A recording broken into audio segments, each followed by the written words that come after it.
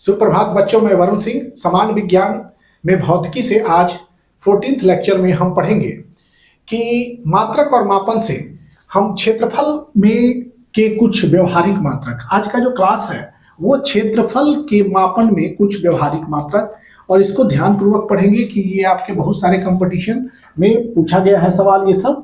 तो पहला क्षेत्रफल मापन में वर्म क्या होता है कि बहुत छोटे क्षेत्रफल के लिए इसका प्रयोग किया जाता है। बहुत छोटे क्षेत्रफल के मापन के लिए इसका प्रयोग किया जाता है, जैसे नाभिकीय क्षेत्रफल। नाभिकीय क्षेत्रफल का तात्पर्य है जैसे परमाणु के नाभिक होते हैं, परमाणु का केंद्र जो होता है वो नाभिक कहलाता है, और नाभिक में धन आवेश और न्यूट्रल पार्टिकल रहते हैं। तो ये जो है ये केंद्र, ये नाभिक कहलाता है, और इस नाभिक के क्षेत्रफल को नापने की जो यूनिट है वो है आपका वर्म। और ये एक वर्म कितना के बराबर होता है? 10⁻⁻28 मीटर स्क्वायर। मतलब इस परिसर का, नाभिकीय क्षेत्रफल का जो परिसर का रेंज है वो 10⁻⁻28 मीटर स्क्वायर। इसको आपको यूनिट में कन्वर्सन में सेंटीमीटर में बदलने के लिए भी कह सकता है, आप सेंटीमीटर स्क्वायर में भी बदल सकते हैं। तो इस हिसाब से क्वेश्चन के पैटर्न को चेंज कर सकता है। मीटर स्क्वायर है तो किलोमीटर स्क्वायर में भी पूछ सकता है। तो पूछने वाले पर डिपेंड है कि एसआई यूनिट में पूछ रहा है कि नॉन एसआई यूनिट में पूछ रहा है। तो अब दूसरा जो क्षेत्रफल मापन की व्यवहारिक मात्रक है वो है एकड़। 1 एकड़ मतलब इससे बड़े क्षेत्रफल का मापन किया जाता है। एकड़ से बड़े क्षेत्रफल की मापन करते हैं। 1 एकड़ बराबर होता है 4047 मीटर स्क्वायर। मतलब 4047 metre square is equal to 1 एकड़। 1 एकड़ बराबर 4047 मीटर स्क्वायर। हेक्टेयर, यह भी बड़े क्षेत्रफल के मापन के लिए प्रयोग किया जाता है। 1 हेक्टेयर बराबर हो जाता है लगभग 10⁴ मीटर स्क्वायर। 1 एकड़ मतलब कि कोटि, ये परिसर कोटि के रेंज में बताया जा रहा है कि 10⁴ मीटर स्क्वायर, और ये जो है लगभग 2.5 एकड़ के बराबर होता है। तो means 1 hectare that is 10⁴ metre square, इसको कंठस्थ रखेंगे, और वो बराबर होता है 2.5 एकड़। अब 100 हेक्टेयर बराबर हो जाता है 1 वर्ग किलोमीटर। 1 हेक्टेयर में 10⁴ मीटर स्क्वायर और 100 हेक्टेयर में 1 वर्ग किलोमीटर के बराबर होता है। और बच्चों 1 वर्ग मील बराबर 2.6 वर्ग हेक्टेयर। 1 वर्ग मील जो होता है वो लगभग 2.6 वर्ग हेक्टेयर होता है, जो कि 256 हेक्टेयर के बराबर है। और 256 हेक्टेयर इज इक्वल टू 640 एकड़। ये सब क्षेत्रफल के परिसर है, क्षेत्रफल के मापन है। तो अब जो है क्षेत्रफल के मापन के बाद अब हम पढ़ेंगे आयतन के रूपांतरण। तो चलिए हमारे साथ वीडियो के अंत तक बने रहिए। तो बच्चों अब आयतन के रूपांतरण में हम लोग पढ़ेंगे कि आयतन ए मीन्स मिलीमीटर से सेंटीमीटर। तो यहाँ पर 10 मिलीमीटर बराबर होता है 1 सेंटीलीटर। 10 मिलीमीटर बराबर 1 सेंटीलीटर, और 1 सेंटीलीटर बराबर 0.018 पिंट, ये कहा जाता है। 10 millimetre 1 centilitre equal to 0.018 pint, ये हो गया मिलीलीटर में। और इसको कह सकते हैं लगभग 0.021 यूएस पिंट, ये भी हो गया। पिंट आयतन का ही रूपांतरण है, सेंटीलीटर को पिंट में रूपांतरण किया गया है, और इधर यूएस पिंट में रूपांतरण किया गया है। मतलब 10 मिलीमीटर 1 सेंटीलीटर के बराबर, और 1 सेंटीलीटर बराबर 0.018 pint is equal to 0.021 US pint. ये हालांकि इनका प्रयोग बहुत कम होता है, लेकिन फिर भी होता है।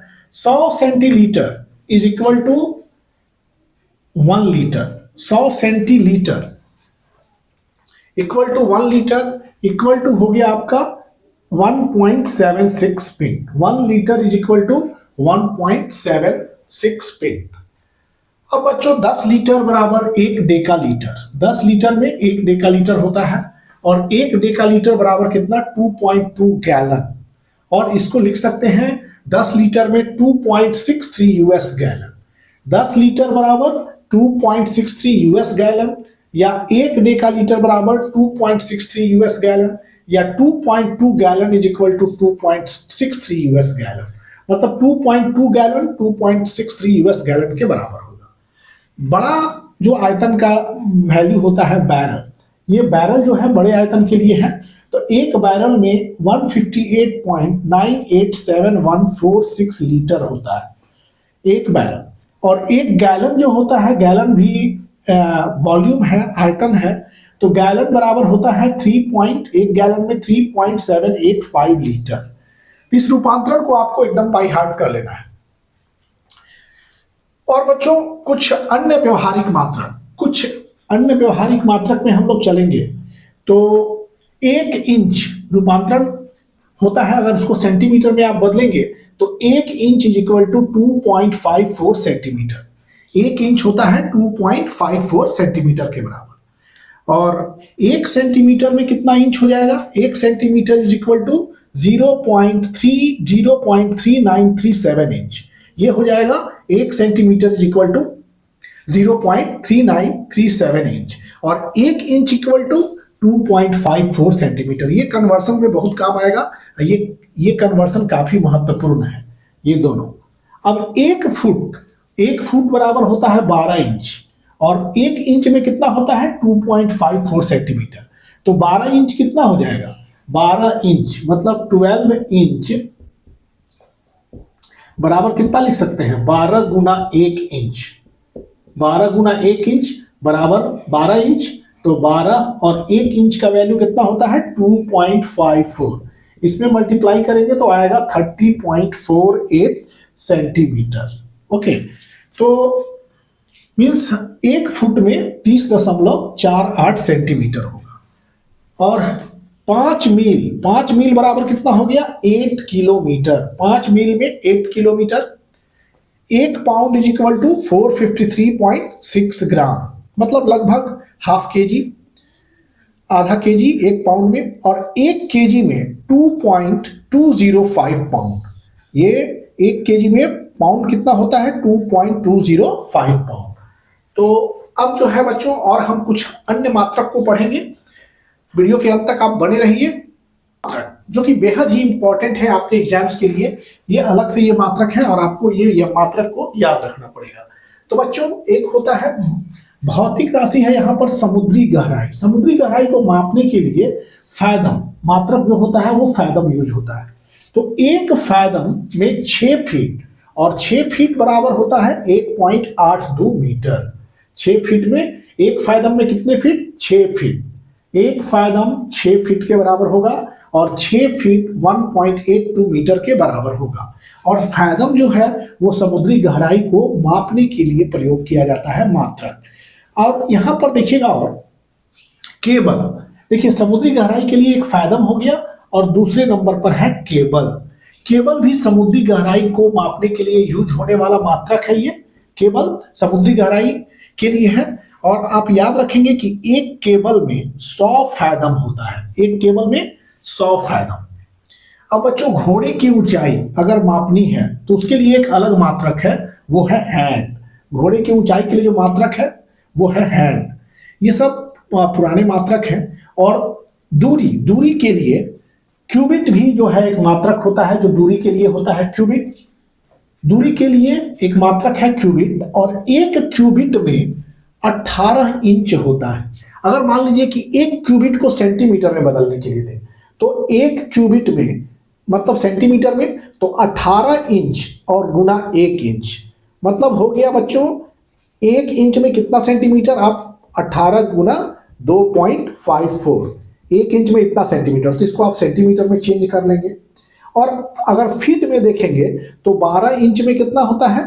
1 फीट। तो ये कितना है? 18। 12 इंच में 1 फीट प्लस 6 इंच, तो 12 इंच में 1 फीट और 6 इंच में आधा फीट, तो कितना हो गया? 1.5 फीट, मतलब 1.5 फीट लगभग।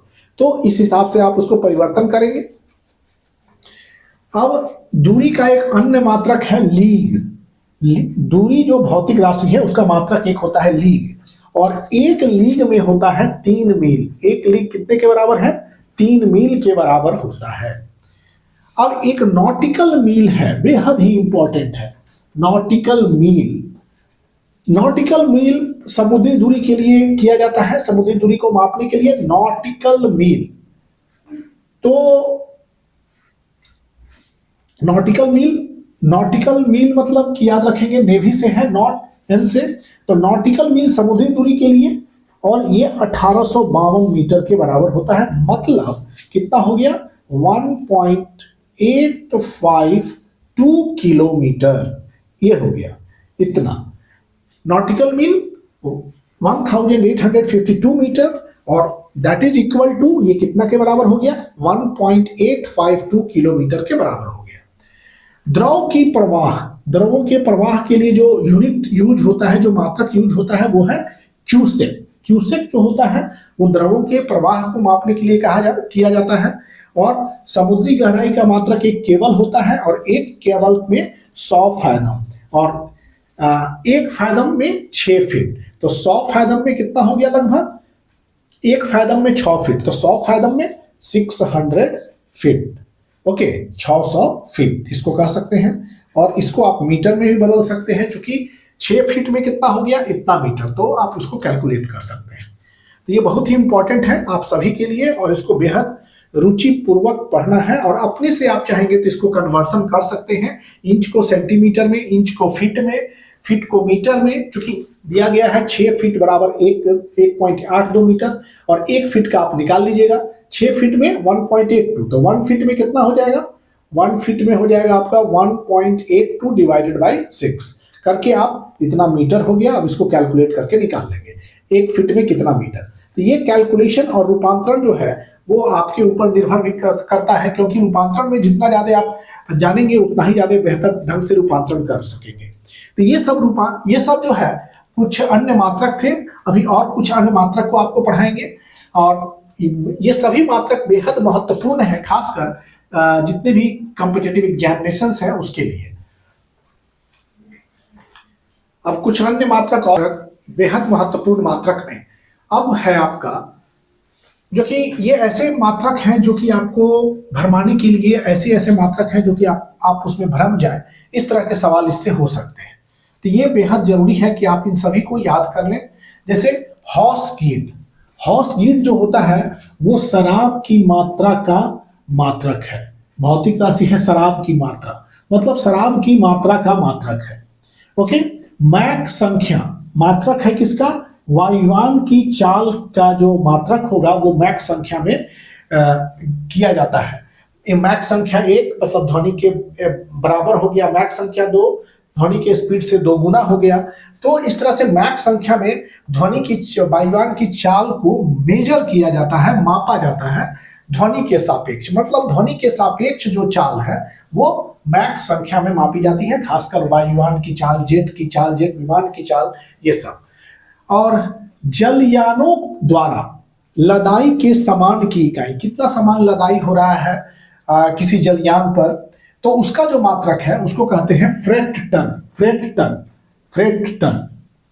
जलयान द्वारा लदाई के सामान की जो इकाई होगी वो फ्रेट टन होगी। और समुद्री चाल को जो मेजर किया जाता है वो किस मात्रक में? नॉट में। प्रदीपन मात्रा हो गया कैंडल पावर का, प्रदीपन मात्रा का जो मात्रक होगा वो कैंडल पावर होगा, फुट कैंडल होगा। प्रदीप्त घनत्व का जो मात्रक होगा वो होगा लक्स। बच्चों, ओजोन के परत की मोटाई का जो मात्रक है ये डॉब्सन है। इसको एकदम अंडरलाइन कर लीजिएगा, ओजोन के परत की मोटाई डॉब्सन। ओके, फ्रेट टन ये भी बहुत इंपॉर्टेंट है, जलयानों द्वारा लदाई के सामान की इकाई, ये जो है फ्रेट टन में मेजर किया जाता है। और दाब का जो मात्रक होता है वो बार होता है। एक बार 10⁵ पास्कल, एक बार में 10⁵ पास्कल के बराबर होता है।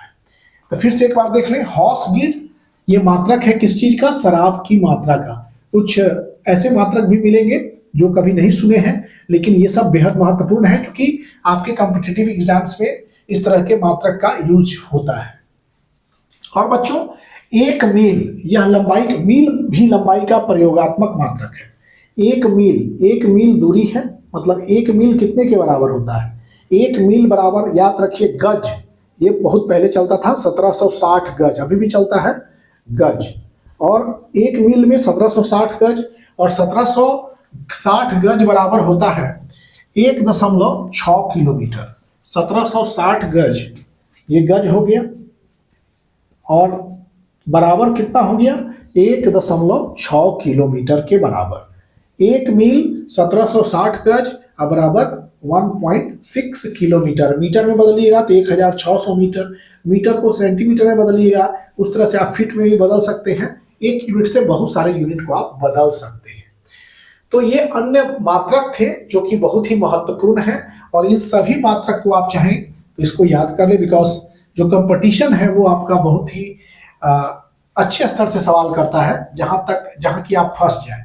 तो यही सब याद रखेंगे कि शराब की मात्रा का मात्रक हॉस गिन, वायुयान की चाल का मात्रक होगा मैक संख्या में, मैक संख्या 1, मैक संख्या 2, मैक संख्या 3, मतलब वायु, मतलब ध्वनि के सापेक्ष जो है वायुयान की कितने तेज गति से चल रहा है। जलयान द्वारा लदाई के सामान की इकाई फ्रेट टन। समुद्री चाल की इकाई मात्रक हो जाएगा क्या? नॉट। प्रदीपन मात्रा का मात्रक कैंडल पावर, फुट कैंडल। प्रदीप्त घनत्व का मात्रक लक्स। ओजोन परत की मोटाई का मात्रक डॉबसन, और दाब का मात्रक बार। तो जलयान द्वारा लदाई के सामान की इकाई का मात्रक हो जाएगा कितना? Freight ton. वायुयान की चाल का मात्रक ये जो हो जाएगा मैक संख्या। मैक संख्या में हमेशा मैक संख्या याद रखेंगे कि मैक संख्या मतलब ध्वनि के सापेक्ष कितना चाल है, उसको हम मैक संख्या के रूप में जानते हैं। और इस सब चीज को फिर हम पढ़ाएंगे जब आपको ध्वनि पढ़ाएंगे तब। तो ये थे कुछ अन्य मात्रक, बेहद महत्वपूर्ण है।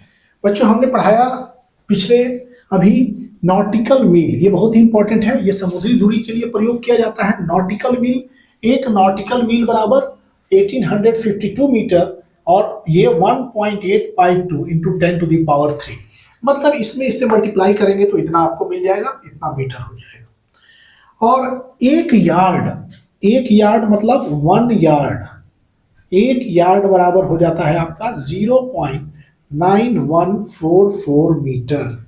ये हो गया एक यार्ड के बराबर। लेकिन अब कुछ बदलना है, अगर कुछ यूनिट को बदलना है तो याद रखेंगे केजी मीटर पर क्यूब को ग्राम सेंटीमीटर पर क्यूब, मतलब एसआई है ये केजी, और मीटर भी एसआई है, उसको सीजीएस यूनिट में ला रहे हैं। तो ये केजी से ग्राम में और मीटर से सेंटीमीटर में। तो 1 केजी पर metre cube is equal to 10⁻³ gram पर सेंटीमीटर क्यूब। 1 ग्राम पर centimetre cube is equal to 10⁻³ kg metre पर क्यूब। ओके, तो ये ध्यान में रखिए, 1 ग्राम पर सेंटीमीटर क्यूब इतना क्यूब के बराबर होता है। तो 1 newton is equal to 10⁵ dyne. 1 newton ये हो गया एसआई यूनिट, और डाइन जो हो गया वो सीजीएस यूनिट है। 1 AMU is equal to 1.6 into 10⁻⁻27 kg, ये याद रखना पड़ेगा। और 1 angstrom that is equal to 10⁻⁻10, देखिए 10⁻⁻10, और that is equal to 0.1 nanometre, मतलब 0.1 नैनोमीटर के बराबर हो जाता है। और ये बच्चों, और ये भी देखेंगे कि 1 जूल है एसआई यूनिट वर्क का। 1 joule that is equal to 10⁻⁷, और अर्ग सीजीएस मात्रक है वर्क। 1 जूल 10⁻⁷, अर्ग, ये जूल जो है एसआई यूनिट है, और अर्ग जो है वो आपका सीजीएस यूनिट है। ओके, तो इसको एकदम बारीकी से आप ध्यान रखेंगे। 1 joule unit of work, SI unit of work joule, और ये अर्ग जो है वो CGS unit of work, CGS unit of work. और बच्चों ये भी ध्यान रखेंगे कि एसआई और सीजीएस और एमकेएस तीनों जो है वो मैट्रिक सिस्टम ऑफ यूनिट है, मीट्रिक सिस्टम ऑफ यूनिट, या ध्यान में रखेंगे। केवल एफपीएस जो है वो फुट पाउंड सेकंड वाला जो यूनिट हम लोग यूज करते थे वो जो है मैट्रिक सिस्टम नहीं है, वो एक ब्रिटिश पद्धति है। तो जितना भी है आपका सीजीएस, एमकेएस और एसआई, ये मीट्रिक सिस्टम के तहत आते हैं। तो बच्चों आज का लेक्चर जो है लेक्चर 14 समान विज्ञान से, वो यहीं समाप्त हो रहा है। अगले लेक्चर में फिर हम लेके आएंगे समय से संबंधित, मतलब टाइम के बारे में बताएंगे, और आप हमारे वीडियो के अंत तक बने रहेंगे। और आज का क्लास यहीं समाप्त हो रहा है। फिर मिलते हैं आपसे, तब तक thank you for watching video. आप लाइक कीजिए, शेयर कीजिए और हमारे चैनल को सब्सक्राइब कीजिए।